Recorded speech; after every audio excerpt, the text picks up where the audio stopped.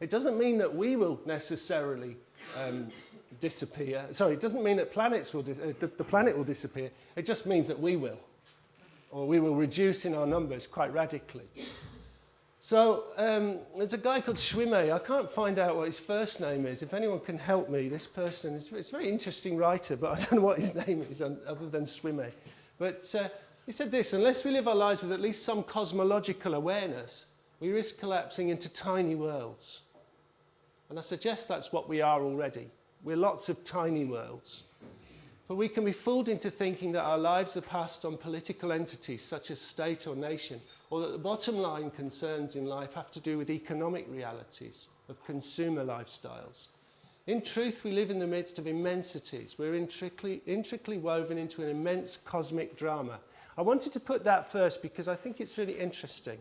If we think about the idea of the internet as an immense cosmic drama, it's the potential to take our thinking, our consciousness, beyond the planet, beyond the idea of the global trade, and actually think about it as a planet amongst planets. That our place is not just on the planet, but it's actually part of a universe. And if we start thinking universally, then we begin to transcend the current problems that we perhaps have in terms of our education systems, our business models, our design, and particularly our relationship with the planet that we live on. Because it's that key relationship between us and the natural environment that are the factors that we have to, in a sense, change in the coming months and years. So this idea of having tiny lives, I don't think is acceptable anymore in the context within which we are now working. I think we have to have planetary lives. And I think that there's, in a sense, a transition that's gone on over the last 200 years that's taken us from the village to the town, to the city, to the metropolis, to the globe. And the next step is to the planet, if you like, to think into that in terms of what happens next in our consciousness as people playing our roles out inside a much more dynamic, diverse ecosystem. There are 4 primary areas of challenge that I think we face, given what we know, that we face at the moment in terms of the challenges that the planet faces. The first one is quite simply about water. And as you can see there, about 3% of the water on the planet is drinkable. This stuff, you know? Without water, we don't survive. But that water's not evenly distributed. Norway, Bergen seems to have a hell of a lot of it.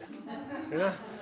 When I was in Darwin, in Adelaide in Australia earlier this year, working with some schools there, they were just at the point of starting to think about what they're going to do during their summer when they're very likely to be on bottled water. Now, that's a city of 1 million people. And they're going to be moving to bottled water. And the reason, primarily, is because of the way in which the farming industry that grows wine has taken water from the Murray River and taken water from the aquifers and pulled it up and chucked it on the land to water the plants to grow for wine.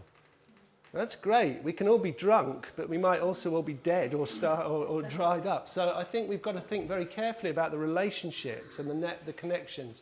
So this idea of possibly one of the most challenging demand spikes in the next 20 to 30 years isn't necessarily going to be oil, although it is highly likely. Water is going to become like gold. It's going to be the next oil rush.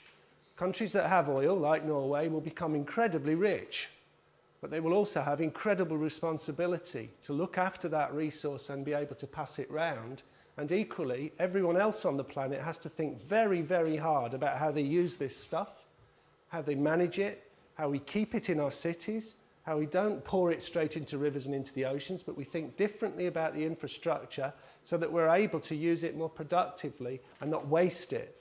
And it is quite terrifying when you look at the number of, the amount of water, say, a Western person uses on a daily basis. It's something in the region of 500 litres per day. 500 litres per day. And you start then thinking about that in terms of other parts of the planet that you can go to, and people are surviving on less than a litre. And the other point of that is that quite often that less than a litre of water isn't drinkable. They have to try and clean it first, and if they don't, and if they're not able to do that, they become ill, because water is one of those carriers of considerable numbers of illnesses.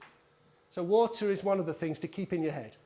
Second one, and it sort of connects, they all connect together, is the consequences of population growth. And we have, is that my phone? We have a massive increase projected in population in the next 50 years. The likelihood is that we'll be somewhere in the region of, no, it isn't my phone. We'll be somewhere in the region of 9.1 billion people by 2050. That's double almost where we were 50 years ago, and it's a third more than we have already on the planet. And when you start to look at where those people are going to be living and being born, we're looking at China, India, and the African nations. Some of the areas in the world that we consider to be, continue to consider to be developing. So more and more people going into areas which are already under pressure because of food and because of water and because of other shortages, climate issues as well. So up here we have a point that says estimates suggest that the levels of investment in agriculture won't be sufficient to to create enough food to feed those people. We need about 70 to 100% more food being produced on the planet than we do at the moment to feed the new people that are coming in. Now, once you start to join the dots up, you start to realize that there's a number of converging problems.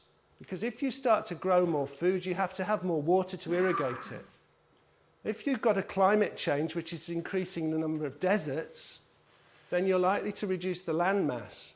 So you can't use the land that you previously grew food on. So the pressures are obvious, really. So what you begin to see are some of the challenges that we face, not just in small parts of the world, but challenges that are going to repeat themselves in all sorts of different environments all over the planet. The third one is energy.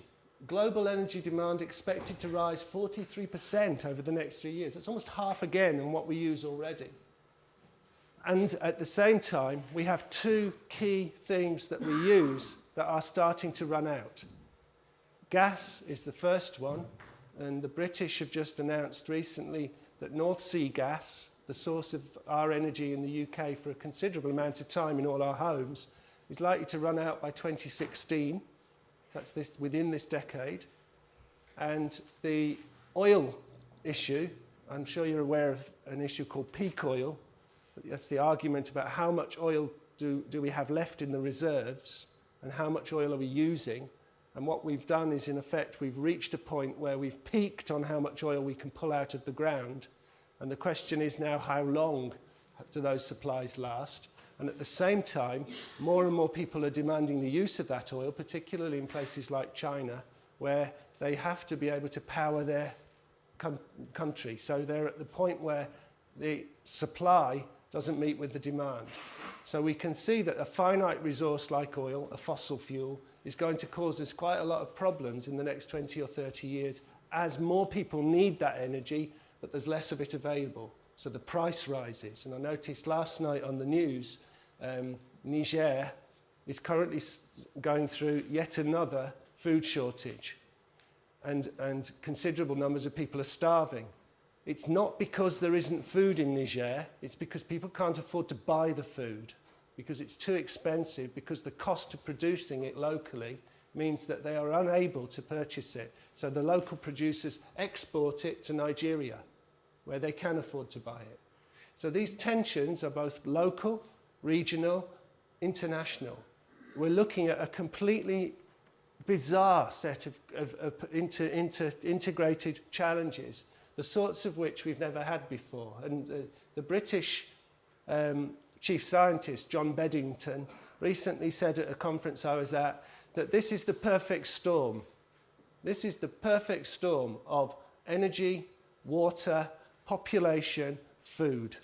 And unless we attend to it as our core curriculum, we are really not preparing ourselves in any way for the thing that's coming. So it's a depressing picture. And you don't need reminding of all of the ways in which this can affect us. The recent catastrophe in the Bay of Mexico, the Wilkins ice shelf, which is off Greenland, which is a huge, huge ice mass that floats out into the ocean